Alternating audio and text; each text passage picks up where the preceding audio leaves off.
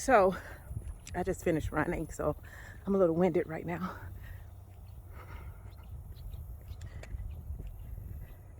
I want you to know that you have not forgotten. And that's the good, Lord have mercy. God has not forgotten. I want you to know that He has not forgotten your fasting. He has not forgotten your generosity. He has not forgotten your tithing. He has not forgotten your prayers. He has not forgotten your sacrifices. He has not forgotten you.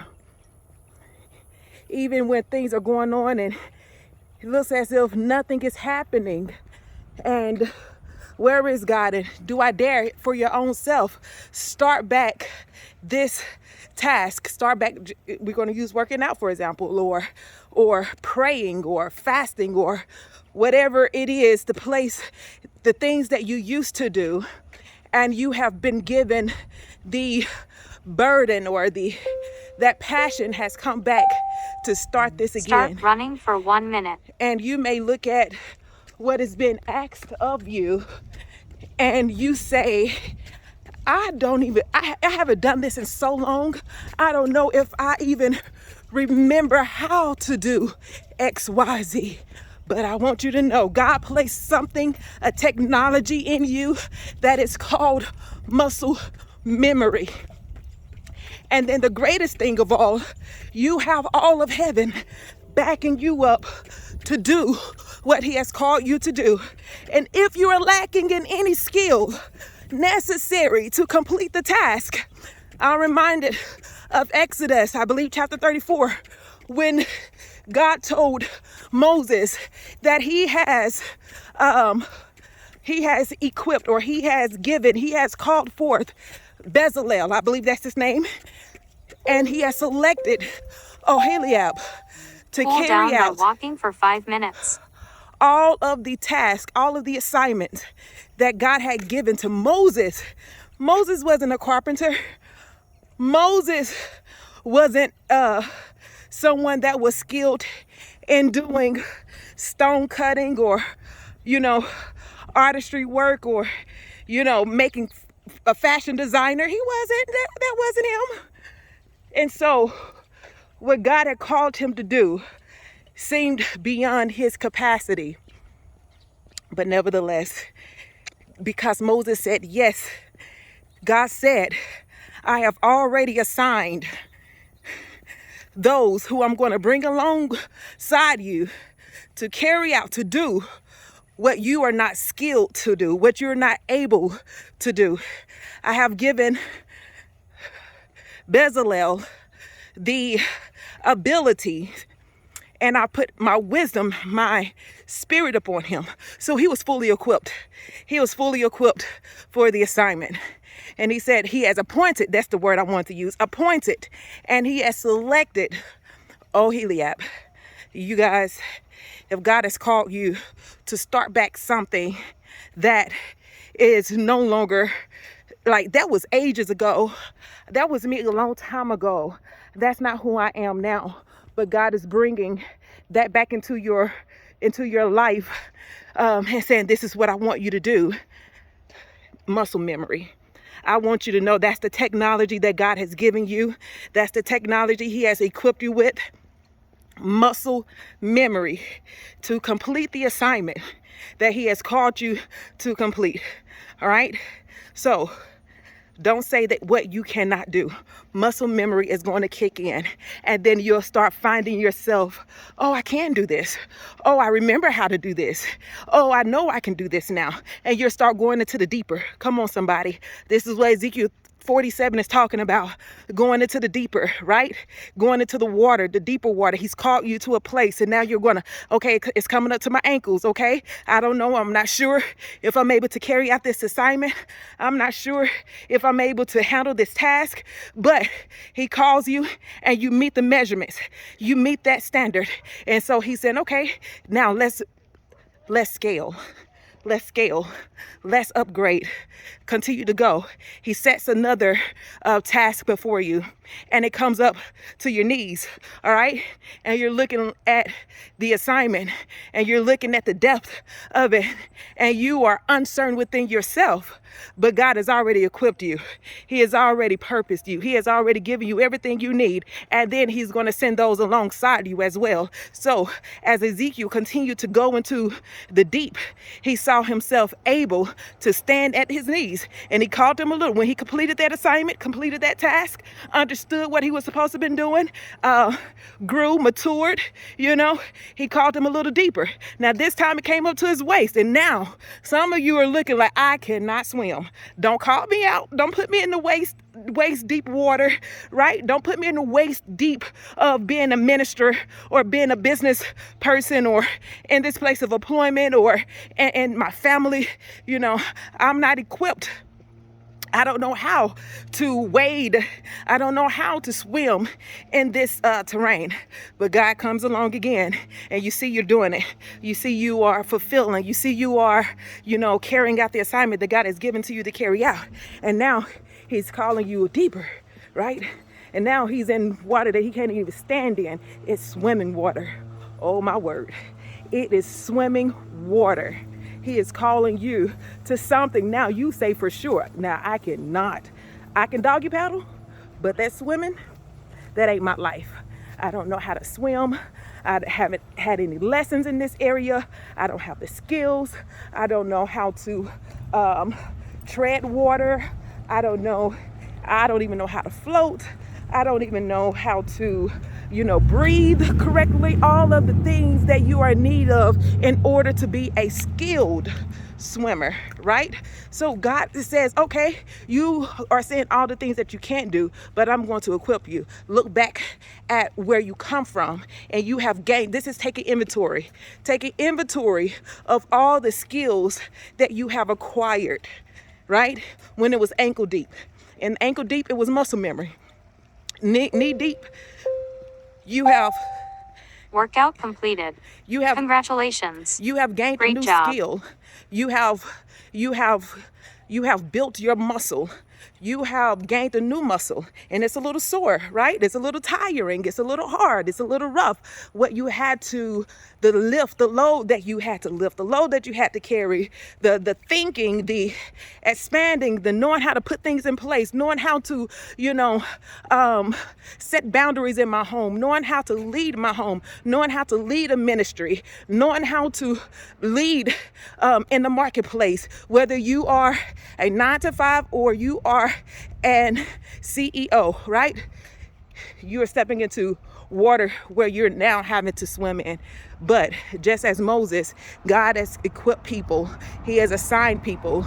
He has called people to carry out what you are incapable of doing yourself. But he said to Moses, make sure they do not stray away from the blueprint. Okay, so when God is calling you and he putting people, a team, because it wasn't only those two. If you read on a little further, it says other skilled.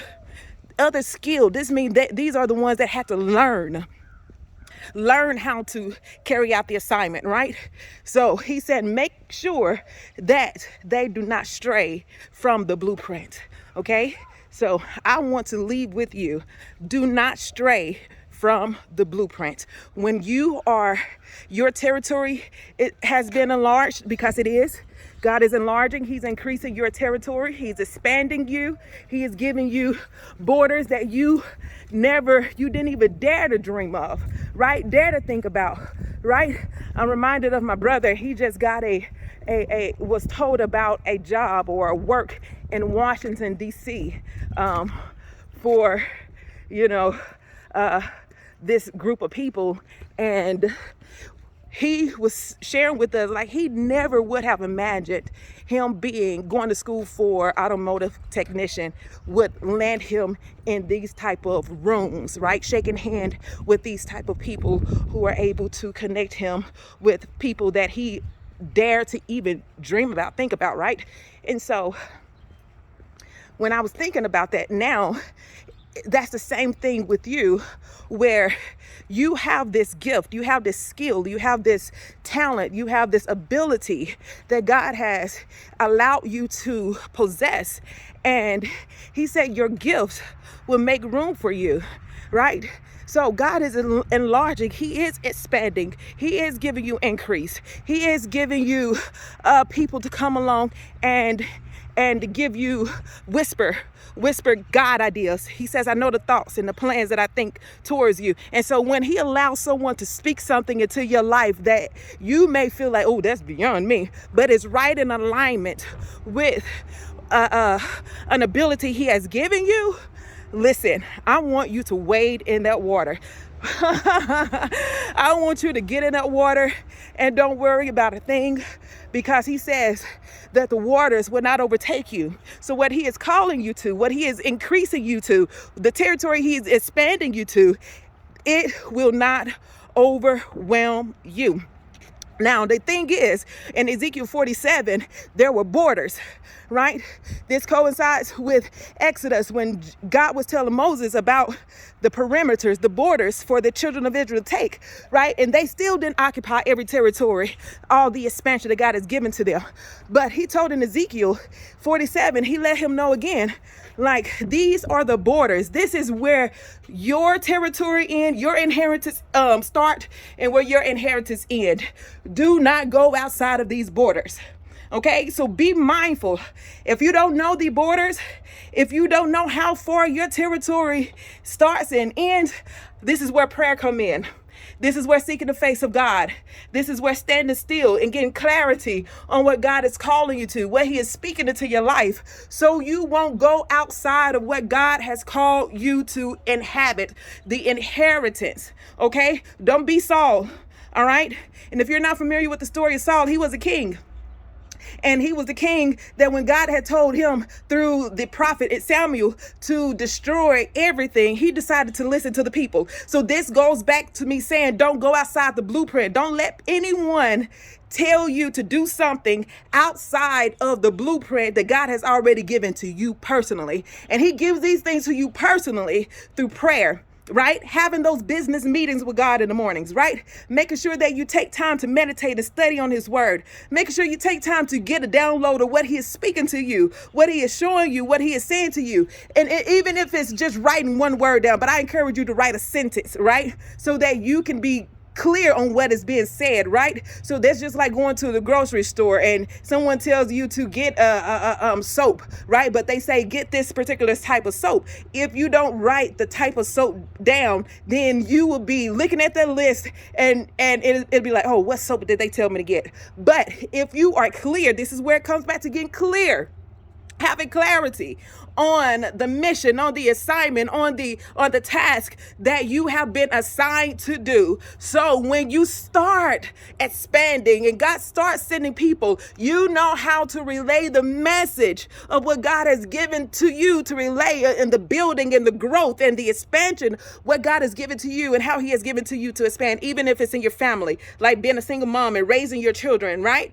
So people may come along and say, oh, if I were you, this is what I'd do. But God has already given you a blueprint on how to raise kingdom children. Okay, so if God has given you that blueprint on how to raise kingdom children, then do not speak to those that are not raising kingdom children. They may be Christian, but are they raising kingdom children? There's a difference. Now, we know not to go to the world and get advice from the world and raising kingdom children, right? They may have some advice of how to, because the Bible talks about, even the ones in the world are more shrewd than you are, and look to the shrewd for knowing how to, handle business and so forth, but do not take on what they're doing. They may be manipulative and all the things, right?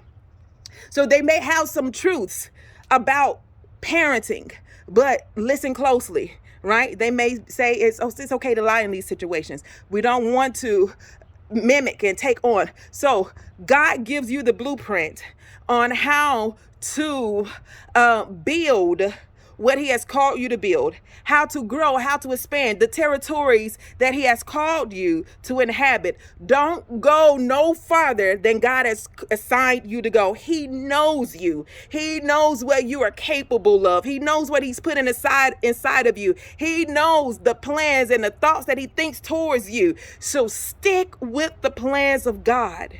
Stick with them. And if you're unsure, listen. I got story after story. When there was a prophet, and prophet went and he did, this was a young prophet, and he went and he done what God had called him to do. He went and released the word of God, I believe, to the king. And so the king, I think, had told him to stay and take and do things. And the prophet said, no, my God told me not to do this. He told me to release this word and go right back home. Okay. So then there was an older prophet who got wind of what the younger prophet did. And the prophet told him to, come to his house and eat with him. Even though he knew what God had told him to do, he still was persuaded by the older. And he did what God told him not to do. And on his path back home the following day, he was killed by a lion, right? And so there are people who may know and may be appear wiser and appear to be of God and appear to say, oh, I hear from God too. Or listen, if you are uncertain, the word says to stand still. All right. If you don't go against what God has called you to do based on somebody else's fear, if God has called you to go into a city and the person is telling you, oh, I wouldn't go to that city because all of this, that, and the other is taking place in that city or in that community, all of these type of, activities are going on in that city, but God has called you to go into that city. Listen, in spite of what someone else is saying and their fears, you want to obey God. You want to go into those places that God has called you to go into. He told Isaac to go into this territory. He knew there was a famine, right? God knew there was a famine. But also he told him, when you go into this territory, I want you to plant. And so Isaac sowed in the famine. And what the word says that in that same year, now, don't miss your same year blessings because you're listening to the fears and the doubts of others. Okay. They may mean it for your good and they may be looking out for your well-being, but it's based on their fears. It's based on their own experiences and what they feel like, oh, this is of God because I experienced this. You listen to what God has called you to do.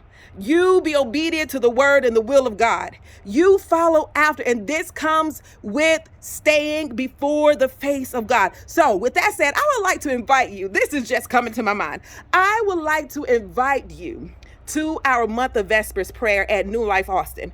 It's every Wednesday, I believe, at 7 p.m., but it may be at 7:30, okay? Just follow the post and I will make sure that I will share the exact time with you all so that you can be in an atmosphere where there is nothing but prayer going on. People praying for you, people praying with you. You be able to pray, and seek God and cry out to God for yourself and being led into prayers and understanding how prayer works and the mechanism and the technology of prayer, right? And how prayer is your is the communication line, the technology that God uses so that he can reveal and manifest what's spiritual into the earthly realm, right? So you want to be in a space where you can receive the download from heaven so you won't miss. Don't miss in this season. Do not miss, okay? God is opening doors, opportunities out there, but in order for you to know where he has called you to be and what he has called you to do in this season with what he has called you, to carry out, you have to be in a atmosphere where God is speaking, where God is able to break through all the noise, break through all the chatter, break through all of the distractions, all of the gossip, all of the world news, so you can get God news. All right. So I'm going to invite you to New Life Austin for our month of Vespers prayer, and you won't miss. You won't be disappointed. God is going to meet you in that space. He is going to speak to you. He is going to give you clarity. He is going to give you direction, prayer without ceasing. So he may not speak the first night that you come, but you keep going. You keep showing up. You keep going. God is going to speak. I love you all. Have a blessed day.